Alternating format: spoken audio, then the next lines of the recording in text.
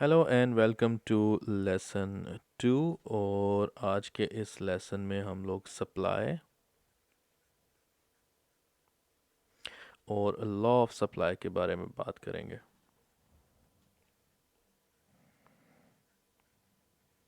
ठीक है, तो सप्लाई की डेफिनेशन ये है, when a producer is able to produce a good or service and willing to sell it in the market।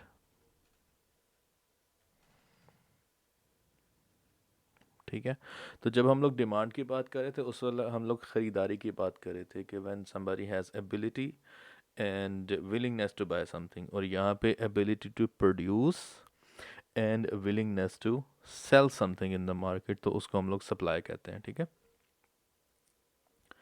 और जो लॉ ऑफ सप्लाई है वो भी लॉ ऑफ डिमांड की तरह इजी है, बल्कि उससे ज़्यादा इजी है, क्योंकि वहाँ पे प्राइस, वहाँ की बात छोड़ देते हैं अभी। तो लॉ ऑफ सप्लाई में ये होता है कि when everything is constant, everything else is constant, when the price goes up, the quantity supplied also goes up. ठीक है, ये सेम डायरेक्शन में काम करते हैं अनलाइक द डिमांड। और जब प्राइस कम की जाती है तो उस वक्त क्वांटिटी सप्लाई या सप्लाई कम हो जाती है। ठीक है, तो इसको याद रखने का एक आसान सा तरीका है कि जैसे मार्केट में कीमत ज़्यादा हो जाती है, प्रोड्यूसर को इंसेंटिव मिलता है कि वो ज़्यादा चीज़ें सेल करे, क्योंकि उसका प्रॉफिट ज़्यादा होगा।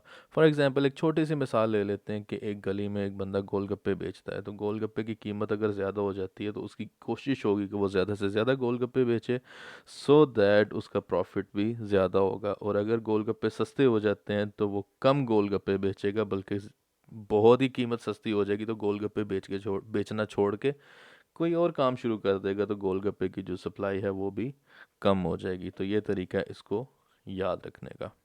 तो जैसे हमने डिमांड का स्केड्यूल बनाया था, इसी तरह सप्लाई का भी एक स्केड्यूल बनता है। ठीक है, and it's kind of similar but it goes into opposite direction.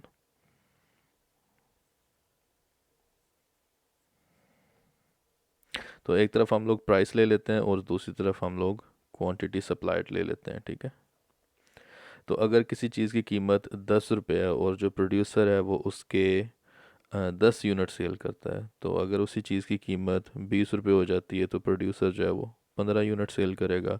उसी चीज़ की कीमत अगर 40 रुपये हो जाती है तो वो प्रोड्यूसर जो है उस चीज़ के 25 यूनिट सेल करेगा। और अगर उस चीज़ की कीमत 100 रुपये हो जाती है तो प्रोड्यूसर पॉसिबली उसके 100 यूनिट सेल करेगा।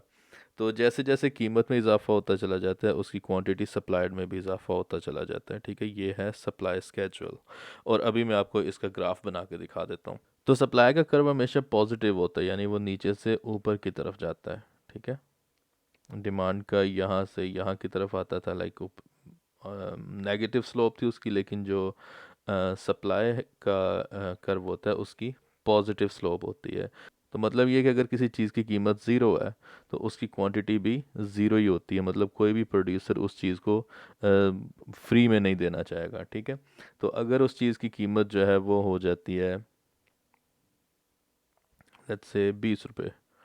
ठीक है, तो तब जाके जो कुछ प्रोड्यूसर्स हैं उस चीज़ को प्रोड्यूस करना या उस चीज़ को बेचना शुरू करेंगे, लेट्स से कि 50 यूनिट्स। ठीक है, और अगर उसकी कीमत में मज़ीद इजाफा हो जाता है, वो चीज़ 60 रुपये की हो जाती है, तो मज़ीद कुछ जो है वो सप्लायर्स या प्रोड्यूसर्स होंगे जो उस चीज़ को प्रोड्यूस करना चाहेंगे, और टोटल वो 150 यूनिट सेल करेंगे, या सेम प्रोड्यूसर ज़्यादा यूनिट प्रोड्यूस करना शुरू कर देगा।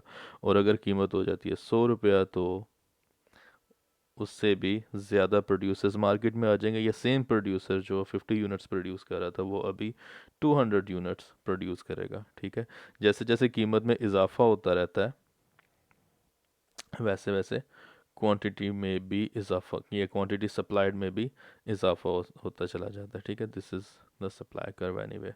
ठीक है, तो ये था मेरा आज का लेसन, और अगर आपको अच्छा लगा है तो इस वीडियो को लाइक करें, चैनल को सब्सक्राइब करें, अपने दोस्तों के साथ शेयर करें। थैंक यू सो मच, और मिलते हैं नेक्स्ट वीडियो में।